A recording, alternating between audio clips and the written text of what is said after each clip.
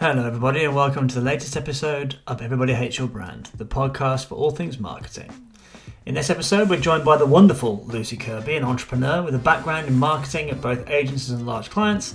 We're going to discuss how the marketing lessons she's learned in those environments have translated into marketing with a small budget. I hope you enjoyed the show.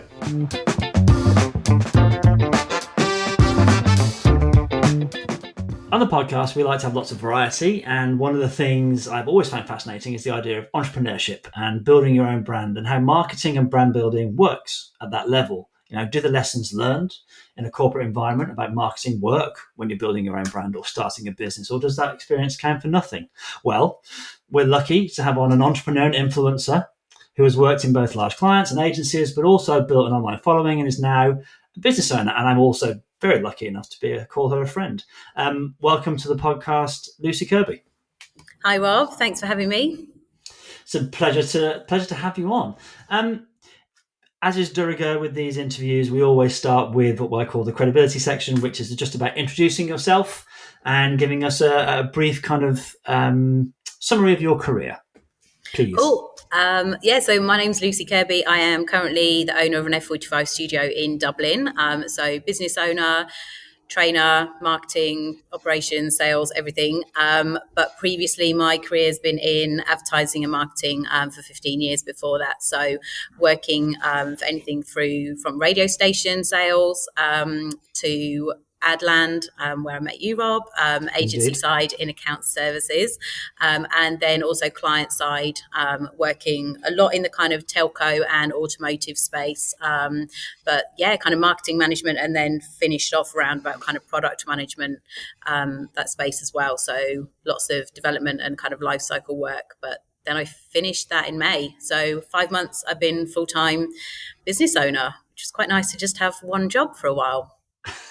Exciting times. Yeah. I think what's funny is that Lucy alluded to we met at DDB in Sydney, where we worked together on a large bank called Westpac, and a bunch of other bits and pieces. And what was really interesting is that when we met, you were thinking about or had almost decided to dive into the kind of fitness scene.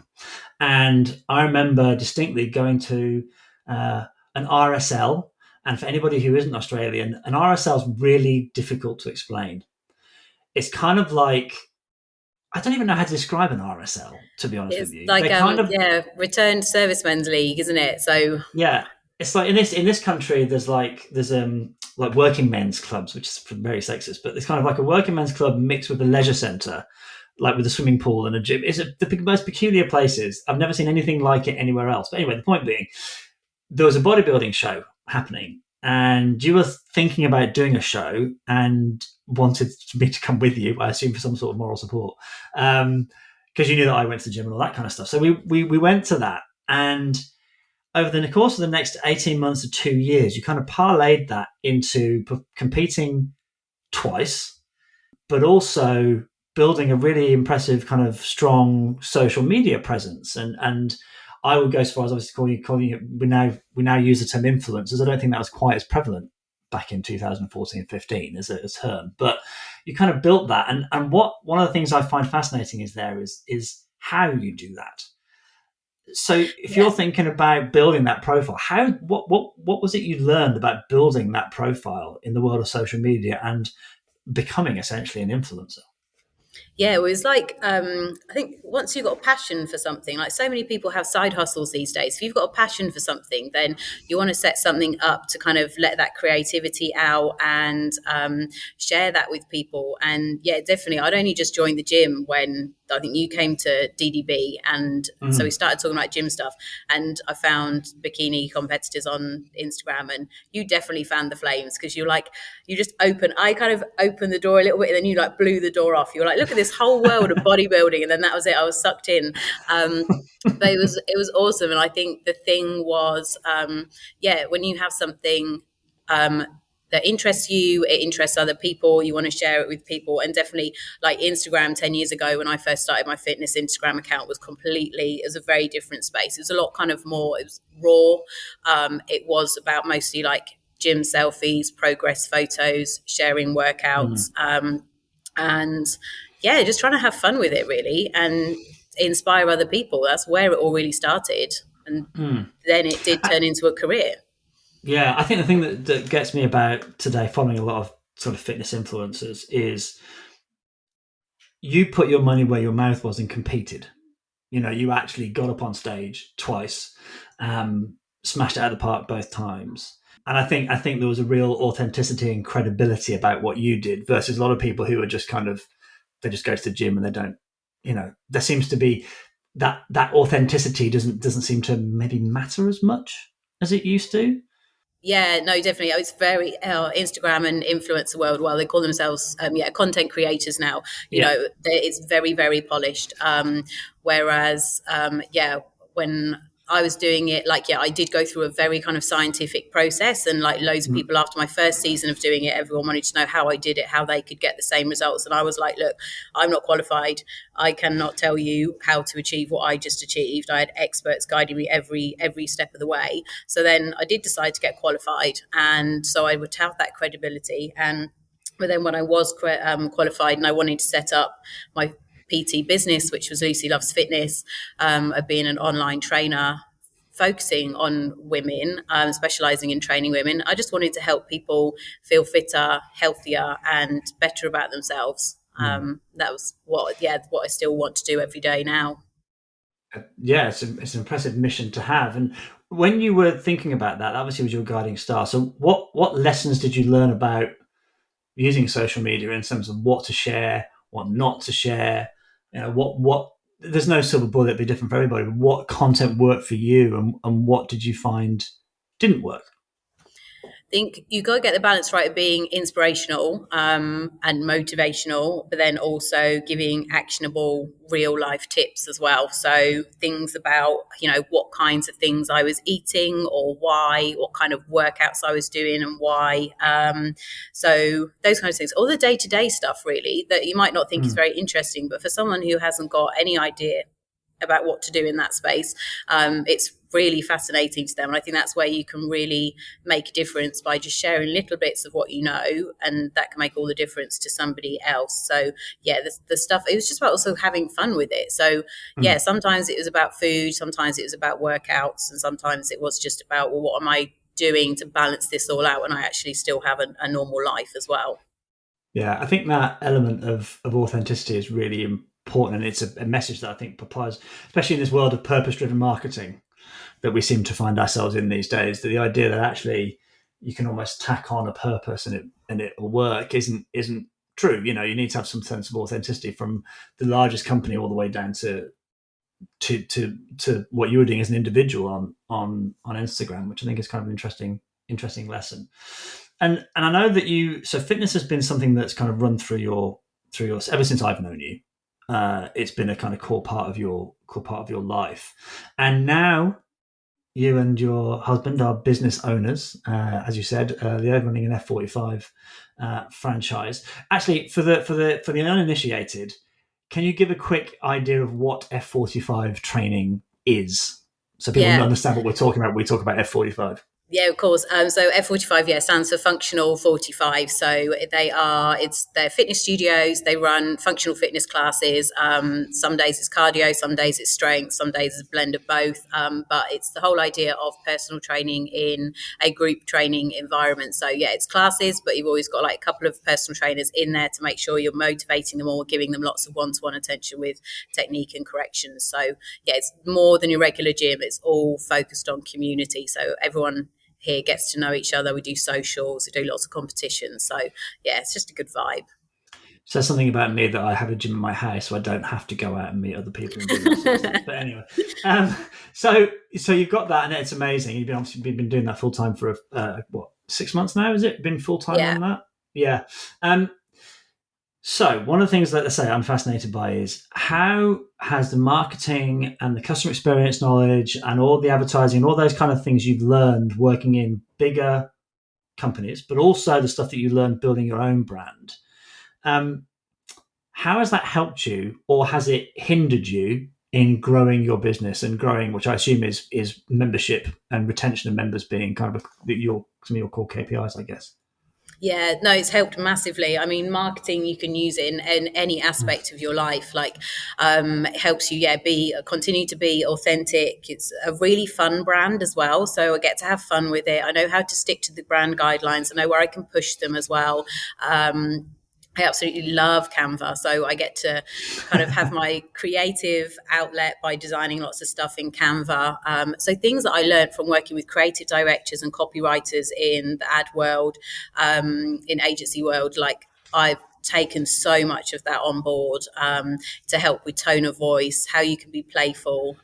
But Hmm. yeah, in terms of customer experience, like Tom and I have very high expectations when it comes to customer experience. So we're always trying to offer the best possible experience to our members, add value where we can, make things fun. Hmm. Yeah, so it's definitely helped. And also with the kind of personal training business that I had as well, like I was Hmm. obsessed with like getting my branding right, and I got one of my creative directors that I knew to design my logo. And yeah, so it's just always about um, being professional but Hmm. being fun as well, I think. Hmm. And when you build your marketing plan for the year, is that how it works? Like, did you set up, okay, here's my marketing strategy for the year, or does being a small business owner necessitate a shorter term perspective? I think given that we set up the studio in COVID, so we opened the doors Great September timing. 2020. We thought we were through it. We were like, excellent. Lockdown one happened. We thank God. Like then after lockdown one finished in Ireland, we started the fit out. We were like, awesome. Everyone will be like ready to come back to the gym, and obviously it was just carried on going different waves, etc. So look, there's been, even when we compare, now we're in October, even when we look back to last October or the October before that, like there was no year that was the same. So Mm. I think we have, luckily, I guess by being part of F45, we have 6 and 8 week challenges that run 4 times a year. So that gives you Oh. little kind of peaks. So you know when your challenges are happening, and then you know when you need to do other things outside of challenges. So you know roughly how a year looks like, but we definitely kind of look maybe more on a quarterly basis for our marketing strategy. And things like Black Friday come up. Mhm. Also, you look at the peaks that are in your industry. So for us, Mm. January, February, March are big, and then September and October are big. So you've got to make hay while the sun shines. So yeah, Mm. really, I think if we'd had too much of a rigid marketing strategy, I would have been absolutely floundering the past couple of years. So it's definitely had to Mm. be incredibly agile. Interesting. And in regards to that, then tactically, what's worked well? So, what tactics have worked? What channels have worked? Because I imagine it's so funny you talk about that January through March thing. Um, there's a part of me when I used to go to a public gym that was like, I couldn't wait for February to roll around because the gyms would get a lot less full. So I imagine there's an interesting retention challenge at that time of the year. So what are the tactics say that have worked for you, and what maybe hasn't, or that you thought might work but hasn't been as effective? Um, what's worked for us is you got to have a hook, a reason to get people in the door, and then you got to absolutely like blow their socks off when it comes to customer experience. So we find things like, yeah, we can run a 1 week trial. We've gone back to a 1 week trial just for this month. So it's a low price point. People can come in and experience the classes for 7 days. But then if you have a longer introductory offer, like we had like a 4 week Kickstarter where they got a scan and consultation at the beginning of the 4 weeks and the end. So they had a good time period to compare what they'd achieved and how they were feeling.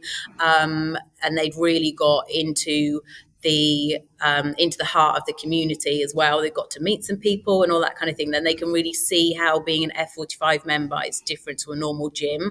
So definitely kind of playing it around with how long your intro offer is, but you've just got to make sure like all the trainers are on it when it's their first class, second class, third class. Like we're really kind of, yeah, like how you doing it, Mm. how you finding it, helping them through, so they don't go in too hard and get scared. But things that haven't worked well, look, price slashing, like yeah, you just don't want to get into that space. It's a drive to the bottom. Mhm. And yeah, so you've got to just always value what you offer, and keep adding more value to them. There's been a lot of discussion around that in the marketing press recently. I think Les Binet, who co-author of Long and Short of It, he's the head of, I think, market effectiveness at Adam and Eve DDB, was talking about how price promotions and slashing prices and all those kind of things is such a fool's errand. The whole point of building a brand to a degree is to be able to maintain a price. And if you're continually slashing it, you're setting an expectation. So I think absolutely right. In terms of marketing channels, where do you focus? Is it social? Is it like, do you do local press? Do you do any of that? What's sort of the sort of mix you use? So we're always on with our Instagram and Facebook ad strategy. That's always on. We kind of turn it up and off, turn it up and down, varying around payday as well. We see there's a big peak Okay. in kind of trials and intro offers come Yeah. through around that payday. But yeah, so mostly social. Then we have done things in the local market like flyering. We run competitions. We do collaborations with local businesses as well. So like a local care centre, we're doing a mental health day last Monday. So they were doing like a spin-a-thon all day. So we gave them a 4-week Kickstarter as a prize. So yeah, just things that you can get out in the local community as much as possible and be present. So like even going for breakfast in your uniform in a local cafe just helps remind people you're there. But social is Yeah. massive for us because people spend so much time scrolling. So if we're there in their stories, they see Yeah. us. Yeah, and I think it's interesting. It's because the reason I'm so fascinated by this is because it's marketing within constraints that I think that creates interesting marketing strategies and marketing tactics. It's very easy to kind of go, we've got a gajillion pounds and or euros if we were in Dublin, and actually we follow the Byron Sharp rule book of like we've got to build mental availability, which means creating memory structures, which means TV, outdoor, all those massive channels.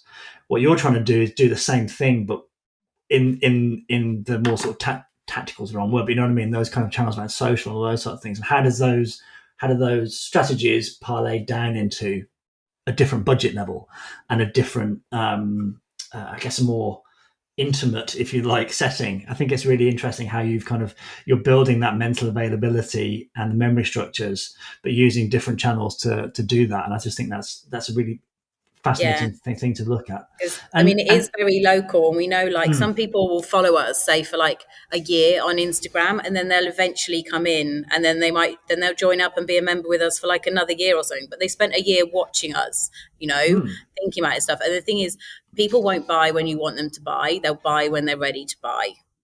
So you've just got to keep showing up and keep giving mm, them something different to consume and fun reels, educational yeah. reels, all that kind of stuff. Yeah, mix it up. It's a very profound statement. It sounds so simple when you say that, people will buy when they're ready to buy, but not when you want them to. And I think we're all guilty of trying to figure out how we force somebody to buy or convince Mm. somebody to buy, rather than making sure that we're there when they do want to buy. And in terms of sort of how you've gone about it, I assume there's been a lot of like trial and error of what's worked and what hasn't. You must have gone in with a bunch of ideas from your previous life of, okay, we're going to do this, this, this, and this, and then things have just fallen by the wayside as you've gone. Yeah, definitely. And yeah, like I said, I mean, with each kind of wave and variant of COVID, we had to pivot. But yeah, Mm, we know what we kind of promotions say, what promotions we ran last September, October. So I track it all the way through the year. It's like, okay, well, our intro offer was this, our membership offer was this. We did a particular promotion around this. That worked, that drove in a good load of sales, and then we were able to convert. So if you can kind of also look back and try and develop those patterns, of course, the longer we're open, we've been open 2 years now, but the longer we're mm, open, the more data we will collect and keep mm. referring back and optimize. But yeah, lots of trial and error. And even in terms of like how we run challenges, we're running every challenge we run gets better and better. And we also draw on the strength of the network. And so, Mm. yeah, you're not in this on your own. There's hundreds of thousands of other studios around the world doing these. So ask questions, who's doing what works. Always listening. Yeah, one of the things we talk about, or I talk a lot about with clients is, and even when I was client side, is like building a playbook so that for whatever circumstance, you've got to play for that. So, okay, sales coming up, or we're struggling for retention, or we're struggling for acquisition. Okay, what can we bring out of the locker that we know is gonna work? And we know the effects of, and I think that sounds like what you're kind of building. I just on a very kind of technical point in terms of like acquisition versus retention, as you've built an audience, has your focus turned more to retention, or do you constantly kind of keep keep wanting to add new members as you go? Yeah, well, we're still in that growth phase. We still have a particular member target that we want to hit, and that has been taking us longer to get there because of COVID. But it costs you more to acquire a new customer than it does to retain an existing one. So we do everything we can to keep those existing members, people that have been with us since the day we opened 2 years ago. Right, well, what is going to be different about this challenge or this winter that they didn't have last year, and always stuff that they feel like they're progressing and still getting something out of their membership. Yeah, I think that visible progression is super important, especially in the world of fitness, isn't it? Well, look, that's been fascinating. Now, for the last question, I started the Everybody Hates Your Brand Marketing Room 101 a few months ago, and somewhere that you can suggest things that drive you crazy about marketing that can be put into Room 101 to live in purgatory forever. We've had all sorts of things. The last guest, Zoe Edwards, who's a recruitment consultant for the Industry Club, recruitment consultant for the Industry Club, talked about ghosting and a bunch of other different things that happens to her. So, in your storied career, what's the one thing that you would like to nominate for entry into the Everybody Hates Your Brand Marketing Room 101? I think it will probably be, it's a bit of it's the trend at the moment. It's that kind of robotic voice that is over reels. Oh, that's a fair shout. Yeah, when it's reading like text to voice type. Yes. Yeah. It's like tell them about a time when you did this or something, and it's like, oh, it's just so horrible. So yeah, I want that to go into Room 101 for sure. There'll be zero issues with that. That is. Yes, it's infuriating. So yes, that can absolutely go in. Oh, one last quick thing that's occurred to me. You talk about Instagram a lot. Has TikTok played a part in your marketing mix, or is that something that's you're not doing or not interested in, or has worked or hasn't worked? I am going to enter the TikTok space. Yes. I set up the studio account. In fact, one of our members works for TikTok, so she is hooking me up with like a small business get started seminar to join. So yeah, I know I do need to play in that space as well. So yeah, it was just something that occurs to me because you're talking about that, and I think it's interesting that they provide that level of support in terms of how to best go about it. Yeah, I think she was saying to me, like, it's a kind of massive focus for them at the moment to try and get more small businesses using TikTok. Well, look, it's been fascinating to have a chat, I think, and lovely to catch up because it's been a while. But it's been fascinating to talk about, that actually the principles of marketing work at whatever scale, in essence, and then experience that you can gather at corporate side can be maybe translated, maybe shrunk a little in relation to budgets, but can be applicable across whatever level you're working at. So it's been fantastic having you on. Thanks very much for coming on. Thanks very much. That was awesome. Well, I hope you enjoyed the interview. It's always fun catching up with Lucy. She's always got a fascinating perspective. And we all wish her well, I'm sure, in her F45 ventures. Thanks very much for listening, and I hope you'll tune in next time, especially if you're a golfer. And remember, as my mum always says, take great care and be vigilant.